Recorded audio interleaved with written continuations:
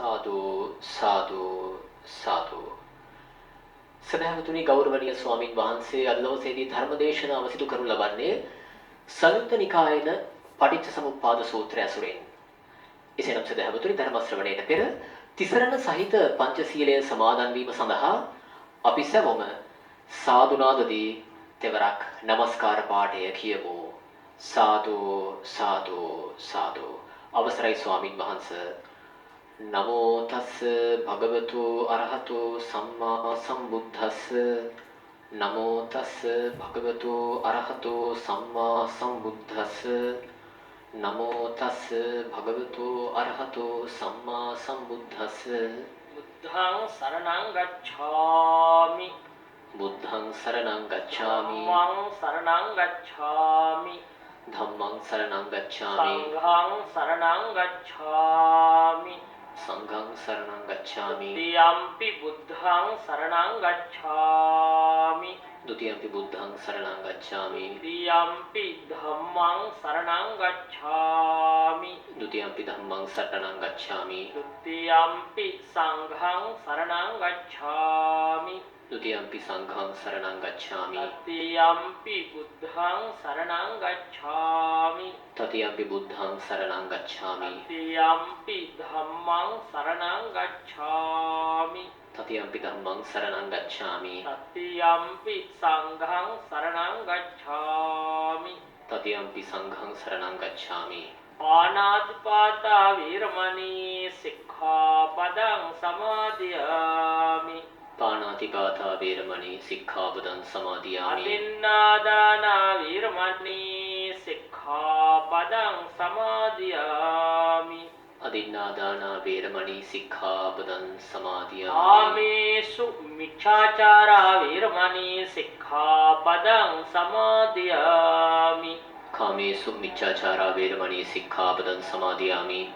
මුසාවාදා වීරමණී සික්ඛාපදං සමාදියාමි.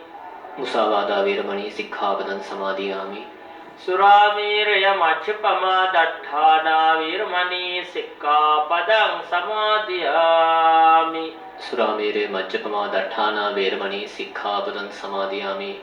තිසරණේන සද්ධින් පංචශීලං ධම්මං සාදුකං සුරක්ඛිතං කତ୍වා අප්පමාදේන සම්පාදේත.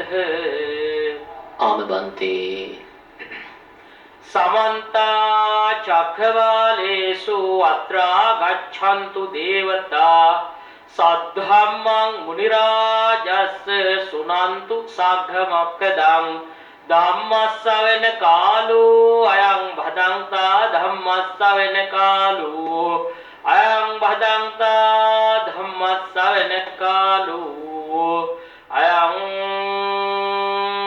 භදංතා. නමෝ තස්ස භගවතු අරහතු සම්මා සම්බුද්දස්ස. නමෝ තස්ස භගවතු අරහතු සම්මා සම්බුද්දස්ස. නමෝ තස්ස භගවතු අරහතු සම්මා සම්බුද්දස්ස. අවිජ්ජා පත්‍ය සංඛාරා සංඛාර පත්‍ය විඥානං විඥාන පත්‍ය නාම රූපං නාම රූප පත්‍ය සලආයතනං සලආයතන පත්‍ය පස්සෝ පස්ස පත්‍ය වේදනා වේදනා පත්‍ය තණ්හා තණ්හා පත්‍ය උපාදානං උපාදාන පත්‍ය භවෝ භව පත්‍ය ජාති ජාති පත්‍ය ජරා මරණං ශෝක පරිදේව දුක්ඛ දෝමනස්සු පායාසා සම්භවಂತಿ ඒව මේ තස්ස කේවලස්ස දුක්ඛක්ඛන්දස්ස සමුදයෝ හෝති තී. සදහවර වාසනාවන්ත පින්වත්නි, අද අපේ පින්නතුන් බෞද්ධ රූපවාහිනියට පැමුණුනේ ලෝතුරා බුදු පියාණන් වහන්සේ දේශනා කොට වදාළ නෛර්යානික සී සද්ධර්මයෙන් කොටසක් ශ්‍රවණය කරලා තමන්ගේ හදවතේ ඇතිවෙන ලෝභ දේශ මොහ මදමාන මක්ක පලාස ඉස්සා මච්චරිය කුක්කුච්ච තීන මිද්ද විචිකිච්ඡාදී ක්ලේශ ධර්මයන් යටපත් කරගෙන හදවත පිරිසුදු ප්‍රසන්න පවිත්‍ර එකක් බවට පත් කරගෙන පවිත්‍ර වූ හදවතේ ඇතිවන්නා වූ කුසල රම්මණයන්ගේ දියුණුව තුලින් කුසල චිත්ත ඒකාග්‍රතා සමාධි කුසල් සිතකට එකඟ වීමෙන් ඇතිවන්නා වූ චිත්ත සමාධියත් ඒ චිත්ත සමාධිය උපයෝගී කරගනිමින් ලෝකයේ ඇත්ත ඇති සැටියෙන් දකින යථා භූත ඥාන දර්ශනයක් ඇති කර ගන්නටයි අදට පින්නතුනි මේ සූත්‍ර දේශනාව සඳහා තෝරාගෙන තියෙන්නේ බුදු සමයේ උගන්වන බුදු සමයේ දැක්වෙන පින්නතුනි සූත්‍ර දේශනා අතර ඉතාම ගැඹුරුම සූත්‍ර දේශනාවක්. ඒක තමයි පටිච්ච සමුප්පාද සූත්‍රය. මේ සූත්‍රය පින්නතුනි සඳහන් වෙන්නේ සංයුත්ත නිකායේ දෙවෙනි පොතේ බුද්ධ වර්ගයේ පළවෙනිම සූත්‍රයේ වශයෙන් තමයි මේ සූත්‍රය සඳහන් වෙන්නේ. මේ පටිච්ච සමුප්පාදය කියපු ගාම මේ අතොන්ට කාටවත් පැහැදිලි බුදුහාමුදුරු දේශනා කරේ යම් කිසි කෙනෙක් පටිච්ච සමුප්පාදයේ දකින්නවද ඔහු ධර්මයේ දකි. යමෙක් ධර්මයේ දකින්නවද ඔහු මා දකි. ඒතර බුදුන් දකින්නවාය කියන එක සමානයි පටිච්ච සමුප්පාදයේ දැකන්නේ. ඒ තරම් ඊටාම සුවිශේෂ එකක්. මේ පටිච්ච සමුප්පාදයේ තියෙන සුවිශේෂත්වය බුදුහාමුදුරු සම්බුද්ධත්වයට පත් වෙලා මේ පටිච්ච සමුප්පාදයේ මෙනෙහි කරනකොට උන්වහන්සේගේ ශරීරයේ රශ්මි මාලා පිට වෙන්න ගත්තායි කියලා මූලික මේ අත කවුරුත් අහලා තියෙනවා පුංචි කාලේ අපි දහම් පාසලේ යනකොට පොවා කියලා දෙනවා. ඉතින් මේ පටිච්ච සමුප්පාදයේ අනුලෝම ප්‍රතිලෝම වශයෙන් දේශනා කරපු ආකාර සූත්‍ර රාශියක් පොතේ තියෙනවා. එතකොට මේ සඳහන් කළේ සංයුත්ත නිකායේ දෙවෙනි පොතේ තියෙන සූත්‍රයයි. මේ පටිච්ච සමුප්පාදයේ පින්නතුනි ඒ සූත්‍රවල ඒ ක්‍රමයට තමයි දේශනා කරලා තියෙන්නේ. දැන් උදාහරණයක් ගත්තොත් මහා නිදාන කියන සූත්‍රයේ පටිච්ච සමුප්පාදයේ විශාල විවරණයක් තියෙන දිග සූත්‍රයක්. මේ සූත්‍රයේ පෙන්නන්නේ సంతానගත දුක සහ සමාජගත දුක කියන්නේ මොකක්ද කියලා පටිච්ච සමුප්පාදයේ පදනම් කරගෙන දේශනා කිරීමක් තමයි මේ සූත්‍රයේ තියෙන්නේ. නමුත් මේ පින්නතුනි පරිසම්පාද සූත්‍රය අපි මේ අද මාතෘකා වශයෙන් තෝරාගත්ත සූත්‍රයේ එහෙම කතාවක් නෑ. ඒ පරිසම්පාද එකිනෙක විස්තර කරලා තියෙනවා. අවිජ්ජා පත්‍ය සංඛාරා සංඛාර පත්‍ය විඥානං ඔය ආදී වශයෙන්. එතකොට ඒ නිසා මේ සූත්‍රයේ තියෙන මූලික කරුණු ටික මම මේ අත්තට ඉස්සෙල්ලා පැහැදිලි කරලා දෙන්නම්. ඊළඟට මෙහි විශේෂත්වය කාලේ හැටියට බලමු. දැන් පළවෙනි එක තමයි අවිජ්ජාවනේ. අවිජ්ජාව කියන්නේ පින්නතුනි දුක්ඛේ අඥානං දුක්ඛ සමුදය අඥානං දුක්ඛ නිරෝධේ අඥානං දුක්ඛ නිරෝධ ගාමිනියා පටිපදාය අඥානං. මොකද්ද බුදුහාමුදුරු දේශනා කරා මහණෙනි මොකද්ද අවිද්‍යාව කියන්නේ? දුක නොදැනීම, දුක හට ගැනීම නොදැනීම, දුක නැති කිරීම නොදැනීම, දුක නැති කිරීමේ මාර්ගය නොදැනීම. මේ අත ඒවා අහලා තියෙන්නේ නේ චතුරාර්ය සත්‍ය කියන එක. චතුරාර්ය සත්‍ය නොදන්නා කවට තමයි අවිද්‍යාව කියන්නේ. ඒතර මේ චතුරාර්ය සත්‍ය නොදන්නා කම නැත්තම් අවිද්‍යාව නිසා අපි මොකද කරන්නේ? සංස්කාර කරනවා. ඉතින් දැන් සංඛාර කියන වචනයත් පින්නතුනේ පෙන්නලා තියෙන්නේ තාම විවරණාත්මකව. දැන් මේ ප්‍රධාන වශයෙන් මේ අත අහලා තියෙනවා මේ පුඤ්ඤාභි සංඛාර, අපුඤ්ඤාභි සංඛාර, ආනිඤ්ඤාභි සංඛාර කියලා තියෙනවා. කාය සංඛාර ඒ වගේම චිත්ත සංකාර ඒ වගේම වචී සංකාර කියලා තියෙනවා. ওই වගේ වාග් විස්තර තියෙන වචනයක්. සංකාර කියන එක චෛතසික වශයෙන් ගත්තොත් චෛතසික 50ක්ම සංකාර කියන වචනයට අයිති වෙනවා. ඒ නිසා මෙතන පින්නතුනි සංස්කාර කියලා කිව්වේ මොනවද? පුඤ්ඤාභි සංකාර කියන්නේ මේ කාමාවචර කුසල් සහ අරූපාවචර කුසල් කියන ඒවා තමයි මෙතන පින්නතුනි පෙන්වා දීලා තියෙන්නේ පුඤ්ඤාභි සංකාර කියලා. ඒක විස්තර කරන්න ඕනේ නැහැ. මං හිතන්නේ මේ අත දන්නවා කියලා. ඒ කියන්නේ කාමාවචර කුසල් සිත් තියෙනවා. කුසල් සිත් වලින් කරන පින්කම් සේරම කාමාවචර කුසල් ගණයට වැටෙන්නේ. ඒ වගේම රූපාවචර කුසල් සිත් වලින් කරන දේවල් රූපාවචර කුසල් ගණයට වැටෙනවා. වගේම අපුඤ්ඤාභි සංකාර කියන්නේ පින්නතුනි මොකක්ද සියලුම අකුසල් සිත් 12ක් තියෙනනේ. මේ සිත් 12න් කරන සේරම අකුසල් අපි මෙතන අපුඤ්ඤාභි සංකාර කියලා ගන්නවා. ඒ වගේම ආනිඤ්ඤාභි සංකාර කියන්නේ ආනිඤ්ඤ කියන්නේ පින්නතුනි සොලවන්න බැරි කියන එක. ඒ කියන්නේ අරූපාවචර කුසල් සිත් 4ට තමයි මෙතන ආනිඤ්ඤාභි සංකාර කියලා කියන්නේ. එතකොට ඒ අරූපාවචර කුසල් සිත් වලින් කරන ඒවා ලැබෙන ඵල තමයි මෙතන පෙන්වා දීලා තියෙන්නේ. එතකොට ওই විදිහට තමයි සංකාර කියන එක තාම සරලව පින්නතුනි මම මේ පෙන්නුවේ. ඒ කියන්නේ පින් පව් සහ ආනිඤ්ඤ කියන්නේ ඇත්ත වශයෙන්ම නොසෙල්වෙන දේ. ඒ කියන්නේ ওই අරූපාවචර කුසල් තමයි පෙන්වන්නේ.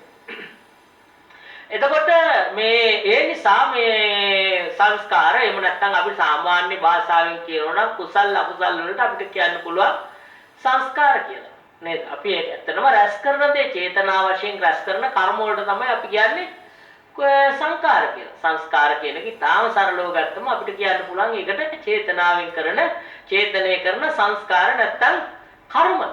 ඒ නිසා මොකද වෙන්නේ? අවිජ්ජා පත්‍ය සංඛාරා සංඛාර පත්‍ය විඥාන. විඥානය ඇති වෙනවා. විඥානය ඇති වෙනවා කියන්නේ දැන් පින්නතුනි විඥාන කියන්නේ විපාක සිත් 32ක් තියෙනවානේ. මම තාදිනන විපාක සිත් 32ක් තියෙන විඥාන වශයෙන් ඇති වෙන මේ විපාක සිත් 32. විපාක සිත් 32 කියන්නේ පින්නතුනි අහේතුක සිත් තියෙනවා. අහේතුක සිත් 7ක් තියෙනවා. අකුසල් ඒ වගේම 8ක් තියෙනවා කුසල්. එතන මේ 15ක් තියෙනවා. ඒ කියන්නේ සත්තා කුසල පාකානි පුඤ්ඤ පාකානි අට්ඨදා ක්‍රියාචිත්තානි තීනීපි අට්ඨාරස හේතුකා කියලා අහේතුක සිත් 18න් අපි අහේතුක සිත් 15ක්ම විඥානේ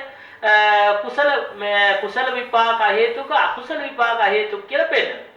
ඊට අමතරව පින්නතුනි මහා කුසල් සිත් 8ක් තියෙනවා. ඒ වගේම රූපාවචර කුසල විපාක සිත් 5ක් තියෙනවා. අරූපාවචර කුසල විපාක සිත් 5ක් තියෙනවා. දැන් මේ ඇත්තන්ට මේ අභිධර්ම කොටස් වැඩි පැහැදිලි මදි හින්දා මම තවත් ටිකක් විස්තර කරන්න. මේ ඇත්ත හොඳට තේරුම් අරගන්න. දැන් බලන්න අහේතුක. දැන් මේ ඇත්ත හිතන්න ඇත්තටම මොකක්ද දැන් බුද්ධ ආගමේ මම දැන් කිව්වනේ මේ පරිසම්පාදයේ බුදුහාඳුරෝ දකින්න වගේ ඊටාම සුවිශේෂ දෙයක් කියලා උන්වහන්සේම දේශනා කළයි කියලා නේද? එතකොට එහෙම වෙච්ච බුද්ධ ආගම ගැන මේ හේතුඵල ධම ගැන කියන ධර්මයක කොහොමද අපිට අහේතුක සිත් තියෙන්නේ? අහේතුක සිත් තියෙන විදියක් නැහැ. නමුත් අහේතුක සිත් 18ක්ම තියෙනවා. දැන් හේතුඵල ධම නම් බුද්ධ ආගමේ මූලික අහේතුක සිත් තියෙන විදියක් නැහැ. නමුත් අහේතුක සිත් 18ක් තියෙනවා. ඇයි මේ අහේතුක සිත් ඉදිරිපත් කළේ? අහේතුක සිත් ඉදිරිපත් කරලා තියෙන්නේ පින්නතුනි කර්ම විපාකයේ පෙන්න. පැහැදිලිද? ඒ කියන්නේ බුද්ධ ආගමේ තියෙන ඊටාම සුවිශේෂ තැනක් මම මේ අත්තන්ට කියලා දෙන්නේ. දැන් බලන්න බුද්ධ ආගමේ උගන්වන්නේ පින්නතුනි යම් කිසි කෙනෙක් ඔන්න සතෙක් මරනවා. එහෙම නැත්නම් අකුසලයක් කරනවා. අකුසලයක් කරාම අකුසලයේ විපාක වශයෙන් නරක තැනක උපදිනවා. ඉපදිලා මොකද කරන්නේ? එයා ඊළඟ භවයට ඒ අකුසලයේ විපාක විඳිනවා. විඳලා ඉවර වෙලා එයා උපදින්නේ හොඳ තැනක. හොඳ තැනකට යන්න වෙන්න පුළුවන්. දැන් අපි හිතමු දැන් ඔන්න පළවෙනියෙන් මෙන්න මෙහෙම හොඳට තේරුම් ගන්න. දැන් මේ අත ඔන්න කුසලයක්. අද මේ බණ කියවන එක කුසලයක්. දන් දෙන්නේ කුසලයක්. මේ වගේ හොඳ යහපත් කුසලයක් කරා. ඒ කුසලයේ විපාක වශයෙන් මේ අත හොඳ තැනක උපන්න. ඊළඟ එතකොට ඒ විපාක විඳින්මින් ඉඳලා මේ අත ආපහු හොඳ තැනකට යනවා. ඒක පැහැදිලිනේ. කුසලයක් කරා කුසල විපාකයක් විඳ කුසල තරකට ගියා. හොඳ තරකට ගියා. ඒක පැහැදිලි. නමුත් දැන් අකුසලයක් කරා කියන්නේ මෙයාට අකුසලයක් කරා මේ හොඳ කුසල් භවයක උපදිච්ච වෙලාවේ. කරාම ඒක විපාක වශයෙන් නරක තැනක උපදිනවා. ඉපදිලා මොකද කරන්නේ? අර කරපු අකුසලයේ විපාක විඳිනවා. විඳලා ඉවරුණාට පස්සේ මෙයාට ආයි නරක තැනකට යන්නේ. ඇයි මෙයාට හොඳ ඒවා කරලා තියෙනවා නම් අන්න කටත්තා කර්මයක් එතෙන්ට ඇවිල්ලා කටත්තා කර්ම විපාක වශයෙන් හොඳ තැනකට යන්නේ. එතන ඒ නිසා අකුසලයක් කරපු එක්කෙන උපදින්නේ පින්නතුන අහේතුක සම්තිරණ අකුසල විපාක සිතින්.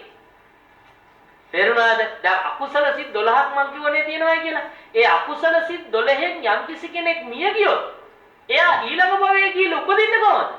අහේතුක සම්තිරණ අකුසල විපාක සිතින්. ඒ කියන්නේ අකුසල විපාක සිත් නැහැ. දැන් සෝමනස්සාගේ ditthික සම්පයුත් අසංකාරික සසංකාරික ලෝභසාගත සිත් තියෙන 8ක්.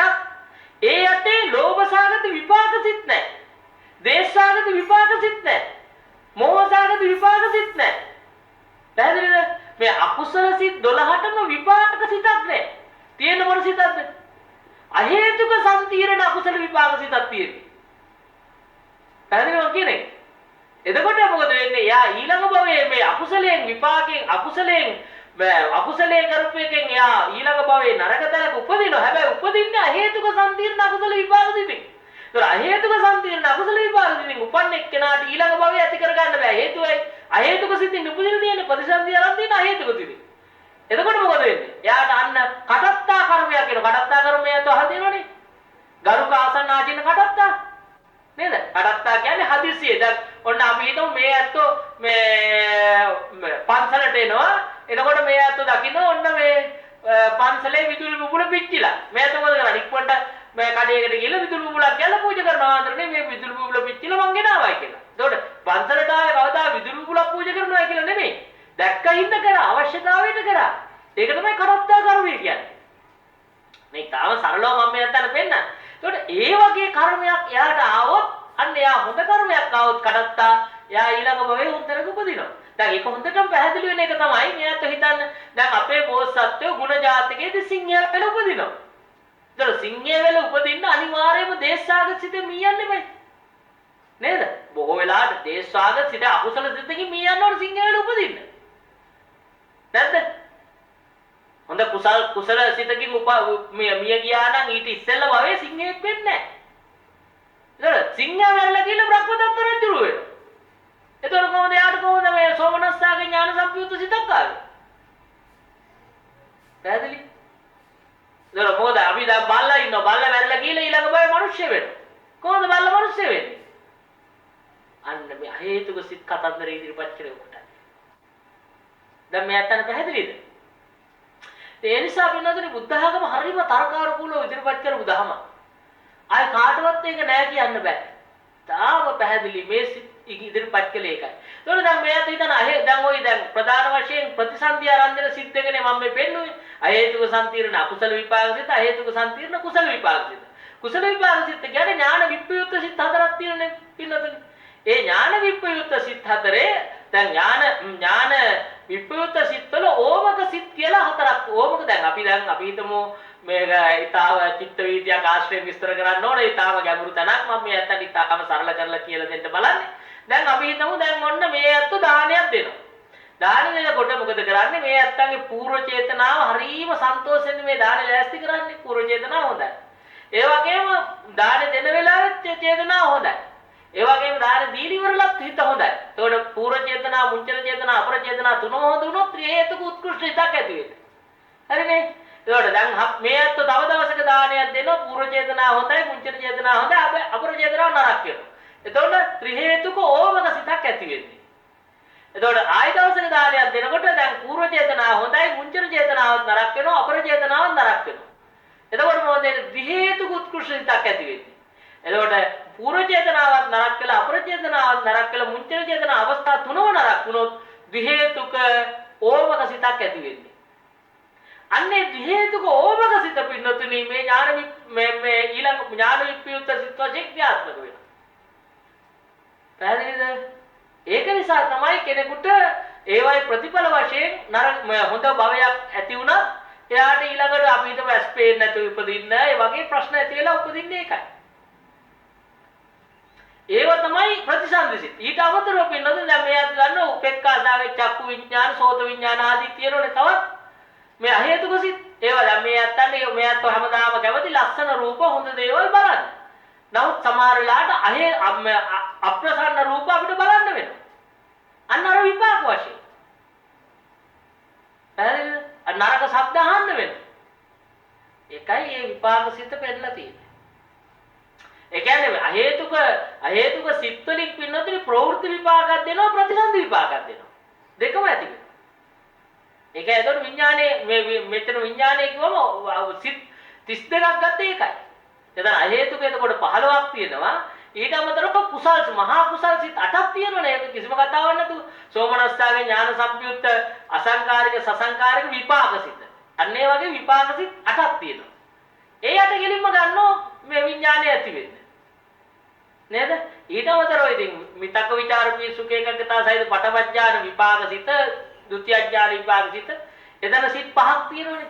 ඒ වගේම අරූපාවචරත් සිත් 4ක් තියෙනවා. ඒ ටික ඔක්කොම එකතු වුණාම තමයි සිත් 32ක් එන්නේ. පැහැදිලිද? ඒතර විඥානයේ කිව්ව විපාක සිත් 32. විපාක සිත් ටික එතකොට ඇති වෙන්නේ මොකක් හින්දාද? මේ විඥාන ප්‍රශ්නේ නිසා. පැහැදිලිද? එතකොට පින්නතුනේ ඒ නිසා මොකද වෙන්නේ? මොකද අවිද්‍යාපච්චය සංඛාරා, සංඛාරපච්චය විඥාන, විඥානපච්චය නාම රූපං. නාම රූපය තියෙන රූප වේදනා සංඥා සංකාර විඥාන කියන ඒවා. එතකොට ඒ නිසා මොකද වෙන්නේ? නාම රූපපච්චය සලආයතන ආයතන 6 ඇති වෙනවා. මම දන්නේ චක්කායතන, සෝතායතන, ගහනායතන, જીවහායතන, කායායතන, මනායතන ඒවා තියෙනවා. ඒ නිසා ආයතන ටික නිසා මොකද වෙන්නේ? චක්කු සම්පස්සජ වේදනාව නේද? සෝත සම්පස්සජ වේදනාව ඔක්කොම ස්පර්ශයක් වෙනවා. නේද? සලආයතන පත්‍ය පස්සෝ පස්ස ස්පර්ශයනේ. ස්පර්ශය ඇති වෙන්නේ කොහොමද?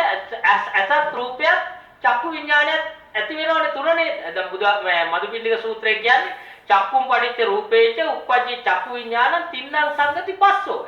අසත් රූපයක් චක්කු විඥානයත් මේ තුනම තුනවද ස්පර්ශය ඇති වෙන්නේ නේ. දැන් අපේ ඇහැ රූපයක ගැටුණට ගමන් අපි ඇහැ තියෙනවා රූපය තියෙනවා චක්කු විඥානය ආපු ගමන් මේ තුන එකට එකතු වීමෙන් තමයි අපි අඳුරගන්නේ මේ අසෝලාය කියලා. නේද? ඇහැ රූපය සමග ගැටෙන්න එපයි. ඒ ගැටීමෙන් තමයි ස්පර්ශය ඇති වෙන්නේ. ඒ ස්පර්ශය අපි තේරුම් ගන්න මොකෙන්ද? චක්කු විඥානය. කනේ ශබ්දය ඇවිල්ලා ගැටෙනවා ගැටුණු ගමන් ඒක අපි තේරුම් ගන්නේ සෝත විඥානය. පැහැදිලිනේ? එතකොට අවිජ්ජා පත්‍ය සංඛාරා සංඛාර පත්‍ය විඥානං විඥාන පත්‍ය නාම රූපං නාම රූප පත්‍ය සලආයතන සලආයතන පත්‍ය පස්සෝ. ওই පස්ස මං කිව්වේ.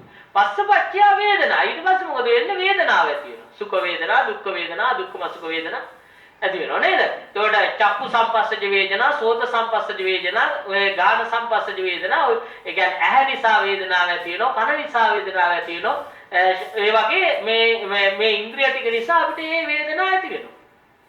එතකොට පස්සපච්චය වේදනා, වේදනාපච්චය ඊළඟට අපි තණ්හාවෙන් අල්ලගන්නවා.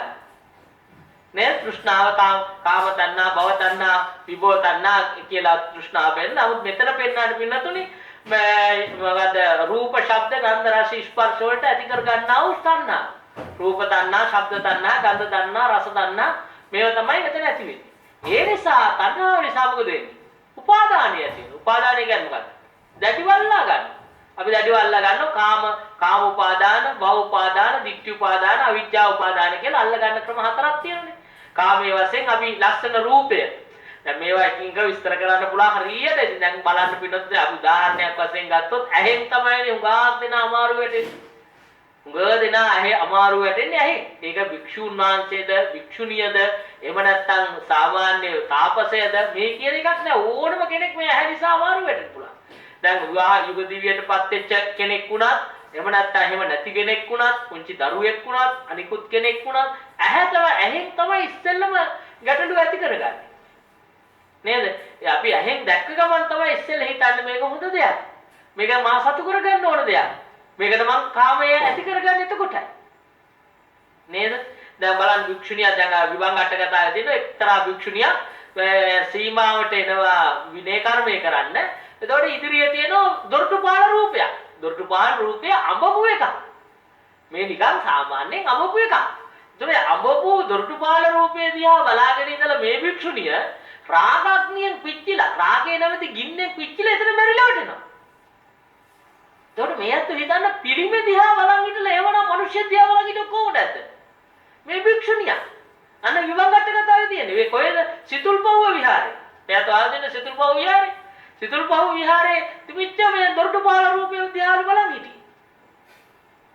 එනත් පිළිමේ දිහා බලන් ඉඳලා එහෙමනම් අනිත් ඒවා කොහොමද? ඒ නිසා රාගය කියන එක හරි භයානක එකක්. ඒකයි මේ පෙන්වන්නේ. දොර තණ්හාව නිසා කාම උපාදානේ කාමෙන් අල්ල ගන්නවා දැඩි. ඒ වගේම දිට්ඨියෙන් අල්ල ගන්නවා. ඇත්තම මේ දිට්ඨියෙන් අල්ලා ගැනීම නිසා තමයි අපි මේ ආත්මීය වශයෙන් මමයේ මාගේ කියලා ගන්නෙ. නේද? ඊළඟට භවය ඊළඟ භවය අපි ප්‍රාර්ථනා කරනවා අපිට දිව්‍ය ලෝකයට තියෙනවා හොඳයි, බ්‍රහ්ම ලෝකයට තියෙනවා හොඳයි විවිධ නේද? සමහර අය දන් දීලා උනත් ප්‍රාර්ථනා කරනෝනේ අනේ මට දිව්‍ය ලෝකේ දිව්‍ය අප්සරාවක් වෙන්න ඕන අර මේ කියලා. ඒ වගේ. ඒ වගේම අවිද්‍යාව උපද අවිද්‍යාවෙන් නේද නොදන්නාකම නිසා දැඩිවල්ල ගන්න. ඒ නිසා ඇති වෙන භවය. භව කොච්චරද තියෙනවද? භවත් මහ රාශියක් තියෙනවා. නේද? කාම සුගති දුගති කියලා ප්‍රධාන වශයෙන් 11ක් තියෙනවා. මෙයාට වහල් දෙන්නේ මනුෂ්‍ය ලෝකේ අරුණාට පස්සේ නරක තිරිසන් ප්‍රේත අසුර කියලා හතරක් තියෙනවා. ඒ වගේම තව තියෙනනේ සදිව්‍ය ලෝකයේ කියලා 6ක් නේද? සදිව්‍ය ලෝකයේ කියලා 6ක් තියෙනවා. එතකොට එතනම 11ක් තියෙනවා. ඊට අමතරව බ්‍රහ්ම ලෝක තියෙනවා 16ක්. බ්‍රහ්ම පාරිසජ්ජ, බ්‍රහ්ම පුරෝහිත, මහා බ්‍රහ්ම, පරිත්තාව, අපමානාව, ආවස්තර, පරිත්ත සුභ, අපමාන සුභ, සුභකින්න, අවිය, ආතබ්බ, සුදස්ස, අගනිතා, අසංසත්ති කියලා ඔක්කොම බ්‍රහ්ම ලෝක 16ක් තියෙනවා. ඒ වගේම අරූපාවචර ලෝකයක් තියෙන තව 4ක්. ආකාසානං ඡායතන විඥානං ඡායතන ආකින්චඤ්ඤායතන නේව සංඥා නා සංඥායතන කියලා. ඊට පස්සේ ඒකෝකාර භව තියෙනවා. චතුෝකාර භව තියෙනවා. නේද? පංචවෝකාර භව තියෙනවා. මෙයාට ආදියන්නේ. ඒකෝකාර භව කියන්නේ අසංඥ සත්‍ය වගේම ඒකෝකාර භව ස්කන්ධ එකයි තියෙන්නේ. නේද? ඒ වගේම චතුෝකාර භව කියන්නේ ඒවයි මේ විශේෂ වශයෙන් අර පංචස්කන්ධයක් නෑ හතරයි තියෙන්නේ. නේ? පංචෝකාර භව කියන්නේ අපි වගේ ඇත්ත උපදින අනිත් ලෝක ඔක්කොම දැන් රූපාවචර ලෝක තමයි ඔක්කොම මේ රූපාවචර ලෝකයේ තියෙනවා. දැන් සිත මිස කය නැති බබලෝ සතරකේ සිත නැතිවම කය ඇති මම තලයේකිනේ. ඒතර සිත නැතිවම කය විතරක් තියෙන බ්‍රහ්ම ලෝක හතරට අපි කියන මොකක් කියලාද? චතුෝකාර භව කියලා. සිත විතරක් තියෙන එකට අපි කියන ඒකෝකාර භව කියලා. නේ? ඒතර එහෙම නැතු අපි මේ ඔක්කොම අනිකුත් තියෙන පංචස්කන්ධේම තියෙන නැත්නම් තමයි පංචෝකාර භව කියන්නේ. ඒතර ඒ භව ඇති වෙන හැටි ඉතින් පොතේ උගන්වනවා.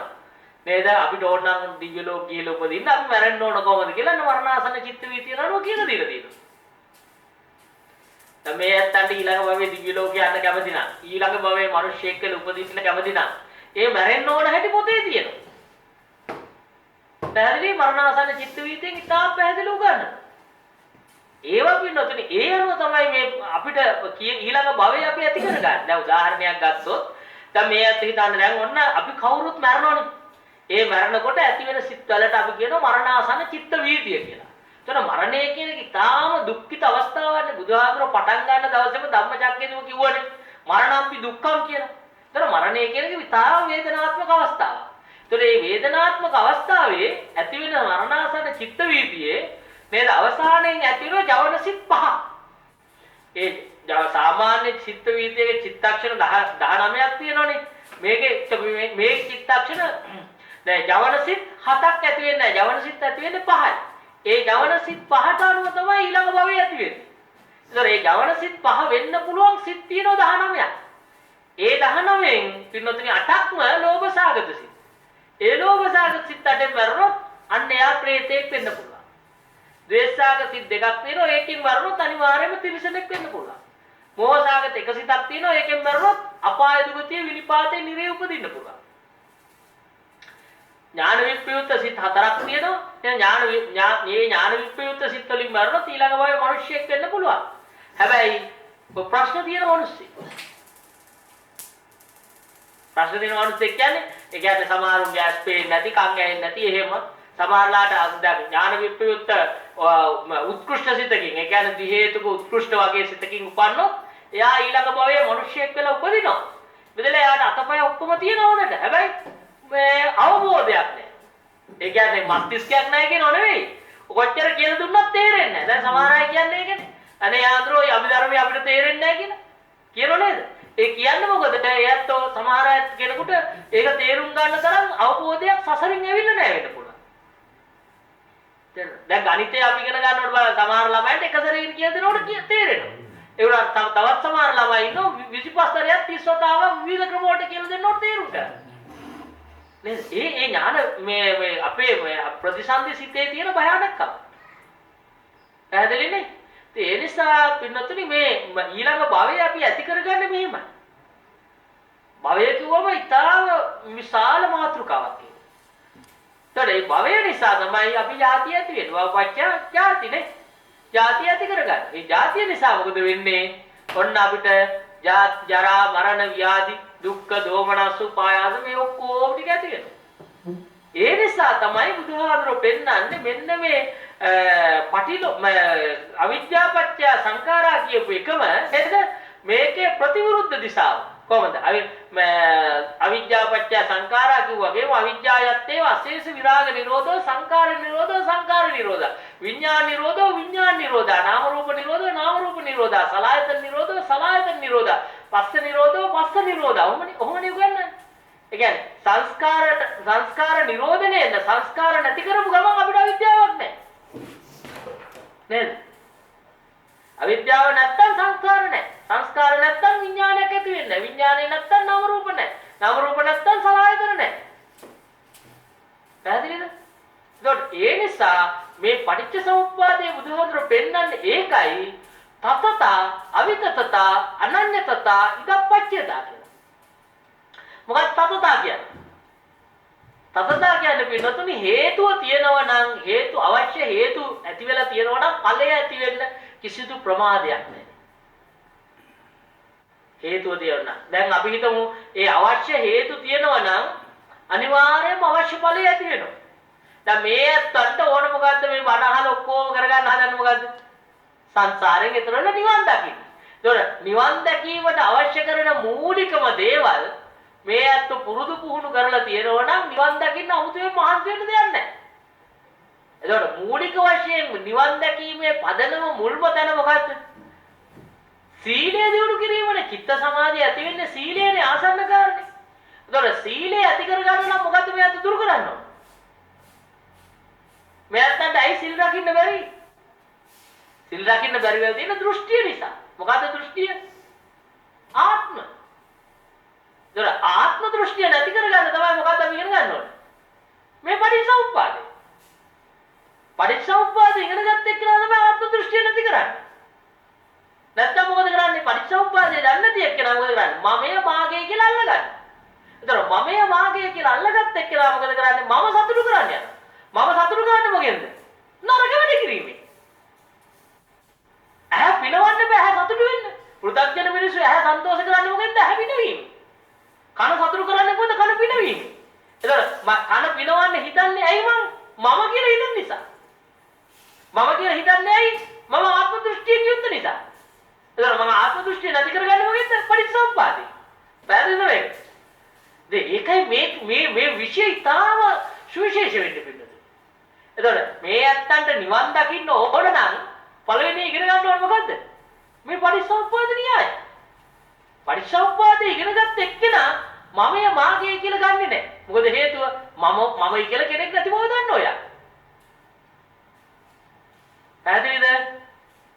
එතකොට පින්නොත් ඒ නිසා ඔන්න තතත හේතු තියෙනවා නම් ඵලය ඇති වෙන්න කිසි ප්‍රමාදයක් නැහැ. අවිතතතා ඵලය තියෙනවා නම් හේතු තියෙන්න ඕන. හේතු නැතුව කිසි දවසක ඵලයක් ඇති වෙන්නේ නැහැ. දැන් අපි හිතමු උදාහරණ සරල උදාහරණයක් ගත්තොත් අම්මා කෙනෙක් සිටින්න ඕන මේ දරුවෝ ඉන්න ඕන විතරයි. දරුවෝ නැති කිසි තැනක අම්මා කෙනෙක් ඉන්න බෑනේ. නේද? ඒ නිසා හේතුව සහ ඵලය අතර විශාල සම්බන්ධයක් තියෙනවා. දැන් මේ අතන පැහැදිලිද? ඒතකොට තතතා විතතා අනන්‍යතා කියන්නේ මොකද්ද?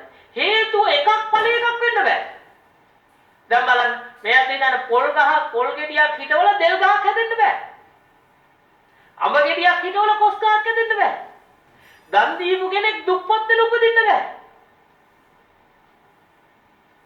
තේරෙනවද? සිල් රැකපු කෙනෙක් කවදාවත් අපාය යන්න බෑ. ඒක ඉස්සරයි සිල් මේ අතට හදවතට එක්කෝ සිල් රැක්කොත් අනිවාර්යයෙන්ම හොඳ තැනක උපදිනවා. හැබැයි මේ සීලය අඛණ්ඩ චිත්ත අසබල අකප්පාසෝසේ දකින්න ඕන. මොන තැනකවත් කැඩෙන්න බෑ, මොන තැනකවත් සිදුරු තියෙන්න බෑ, මොන තැනකවත් ලප කෙලල් තියෙන්න බෑ. හදවතට එක්කෝ සීලය රකින්න ඕන. එතකොට තමයි මේ සීලය ආරක්ෂා කිරීමෙන් තමයි අර සමාධිය පදන වෙන්නේ. පැහැදිලිද මම කියන්නේ? එතකොට හේතුව එකක් ඵල එකක් වෙන්න බෑ. ඒකයි මේ වෙන්නේ. දැන් තුන්වෙනි කාරණේ බලන්න, හතරවෙනි කාරණේ බලන්න. මොකද හතරවෙනි කාරණේ ඉදප්පච්චයතා. ඉදප්පච්චයතා කියන්නේ මොකද්ද? මේ හේතුව සහ ඵලය අතර හරීම හොඳ සම්බන්ධයක් තියෙනවා. ඒක උදාහරණ ගන්නන්නේ කොහොමද? උපෝ නලකලාපයෝ අඤ්ඤමඤ්ඤා උපනිස්සායි තිට්ඨියු. ඔන්න බටමිටි දෙකක් තියෙනවා. ඒ බටමිටි දෙක මෙහෙම එකට තියෙනවා. හේතුවක ආකාරයෙන් අපි තියෙනවා. තිබ්බම මේ බටමිටිය ගත්ත ගමන් මොකද වෙන්නේ? මෙහා වැටෙනවා. මේ පැත්තේ බටමිටිය ගත්තොත් මෙහා වැටෙනවා. ඒතර මේ බටමිටි දෙක පවතින්නේ අන්‍යෝන්‍ය සම්බන්ධය අනුව. නේද? එනිසා බුදුහාමුදුරුවෝ ගන්න ඉමස්මින් සති ඉදං හෝති. මෙය තියෙනවා නම් මෙය වෙනවා. ඒතර මෙය තියෙන කල්ලි මේ වේ. නේද? ඒ වගේම ඉමස්මින් අසති ඉදං නොහෝති. මේ නැත්තම් මෙය වෙන්නේ නැහැ. දැන් අපි හිතමු මේ අත්ත හොඳට සිල් රැකලා තියෙනවා නම් මේ අත්තට චිත්ත සමාධිය ලැබෙනවාමයි. මොකද සිල් නොරකපු කෙනෙකුට චිත්ත සමාධිය ලැබෙනවා කියන්න බෑ. හේතුව සිල් නොරක්කට පස්සේ තියෙන ප්‍රශ්නේ මොකද්ද? හිතන්නේ මේ කාරණේ මම මේ අතර තව ටික තුරක් කර්මයෙන් පැහැදිලි කරන්නම්කෝ.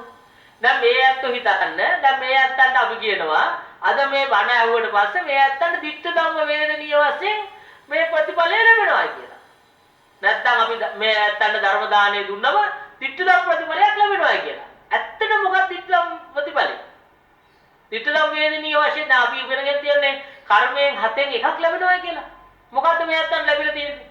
දැන් මේ ඇත්ත මෙච්චර දන් දීලා තියෙනවා. මෙච්චර හොඳ වැඩ කරලා තියෙනවා. මොකද්ද මේ ඇත්තන්ට ලැබුණේ? කවුරුත් සාතිකයක් ගාලා දුන්නාද එහෙම කියලා. ඒ මොකද්ද මේ ඇත්තන්ට ලැබුණේ? මෙච්චර කාලයක් දන් දීපුවයි, සිල් රැකපුවයි, මිනිසුන්ට උදව් කරපුවයි මොකද්ද ලැබිලා තියෙන්නේ? මෙලොව වශයෙන් ලැබුණේ මොකද්ද? මොකද්ද ලැබුණේ? මේ ඇත්ත කියන්නේ සතුට තමයි ලැබුණේ කියලා. නේ?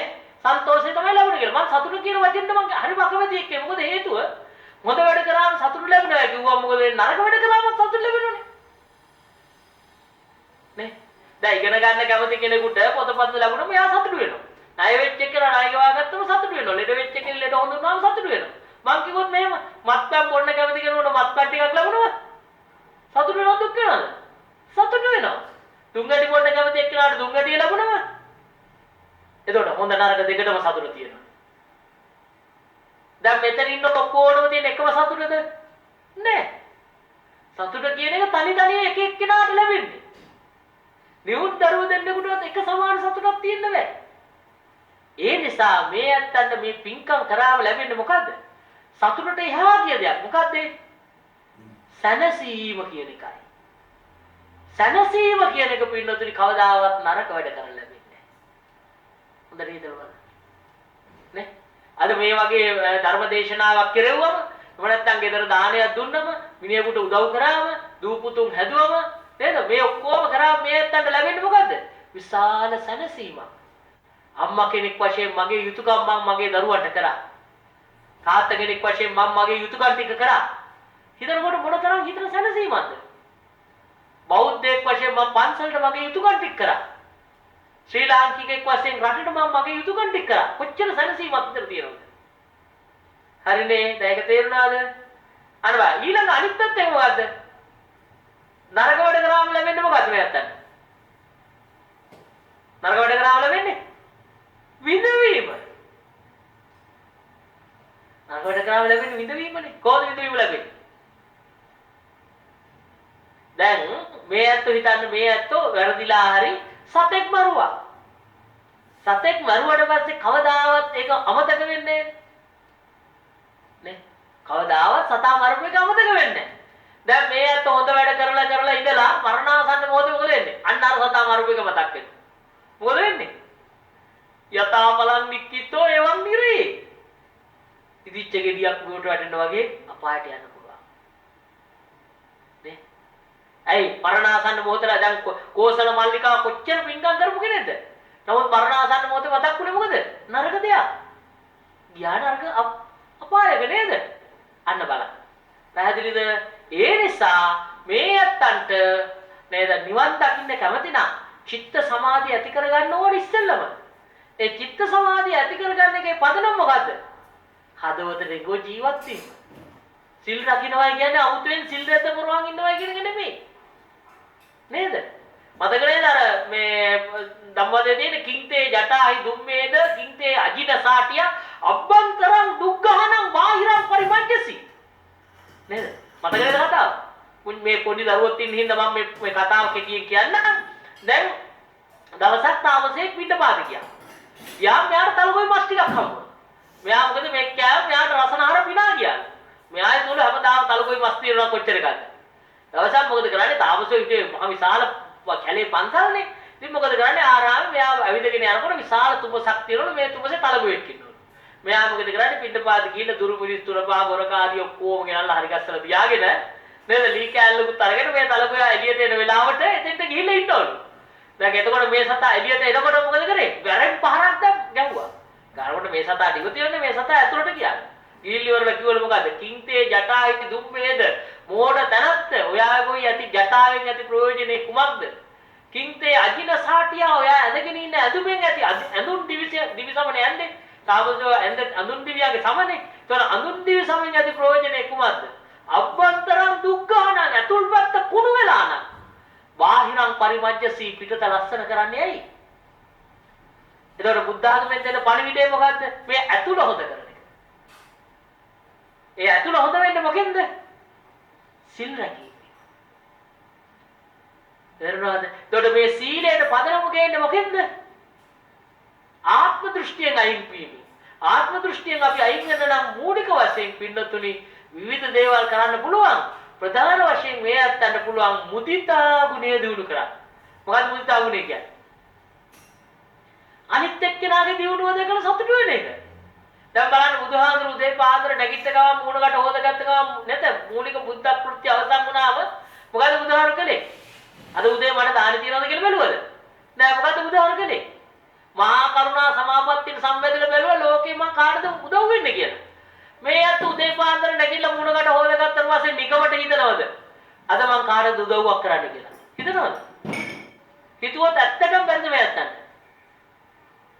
පුළුවන් ඇයි මේ නැත්තන් හිතෙන්නේ නැත්තේ මම හින්දා හිතෙන්නේ නැත්තේ මම හින්දා නැත්තම් මගේ හින්දා අන්න ඒක තමයි මේ පටිච්චසමුප්පාද ඉගෙන ගන්න ඕනේ පටිච්චසමුප්පාද ඉගෙන ගත්ත එක්කෙනා මොකද වෙන්නේ මම ගැන හිතන්නේ මගේ ගැන හිතන්නේ මොකද මමයි කියලා කෙනෙක් නැති බව තේරුම් අරගන්න මම මේ ඇත්තන්ට මේ ජබුරු බණක් නිසා මම මේ සරල කරේ මේ කොටස මේ ඇත්තන්ට මොකද හේතුව මේ මෙතනින් තමයි අපි ඉගෙන ගන්න මේ අනන්‍යතාවය අපි මූලික වශයෙන් පින්නොත් පරිසෝපාදයෙන් ඉගෙන ගන්න ඕකයි මම කියලා කෙනෙක් නැති බව යතායංග සම්බාරා හෝති සද්දෝ රත්තෝ ඉති එවං කන්දේ සත්තේසු හෝති සත්තෝති සම්මුති නේද රූප වේදනා සංඥා සංකාර විඥාන කියන පංචස්කන්ධ එකතු වුණාම සත්‍යය කියන සම්මුතියක් තියෙනවා ඇත්තටම දැන් කරත්ත රෝද ටික බෝම්බු ආදී ඔක්කොම දේවල් එකතු වුණාම රතේ කියලා සම්මුතියක් තියෙනවා නමුත් කැලෙන් කැලල ගැලෙවොත් ඇත්තටම රතයක් තියෙද නෑ ඒ වගේ මේ රූප වේදනා සංඥා සංකාර විඥාන කියන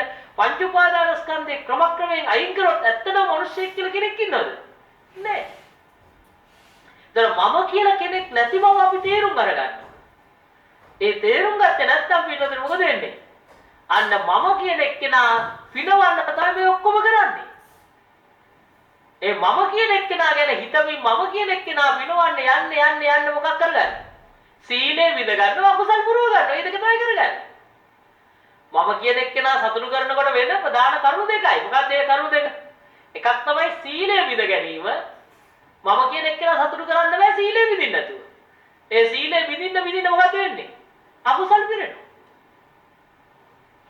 හරිද මේ අත්තන්ට ඒ නිසා මේක හොඳට තේරුම් ගන්න ඕන තැන ඒකයි උදාහරණ ගන්නුවේ මොකද්ද ඉමස්මින් සති ඉදං හෝති ඉමස් උප්පාදා ඉදං උප්පජ්ජති ඉමස්මින් අසති ඉදං නොහෝති ඉමස්ස නිරෝධා ඉදං නිරුද්ධති නේද මේ නැත්තම් මේ නෑ මේ උපදුනා නම් මේ උපදී මේ නිරුද්ධුනා නම් මේ නිරුද්ධ වෙයි. එතකොට මේ කියන එක මූලික වශයෙන් ගත්තම පින්නොත් මොකද්ද?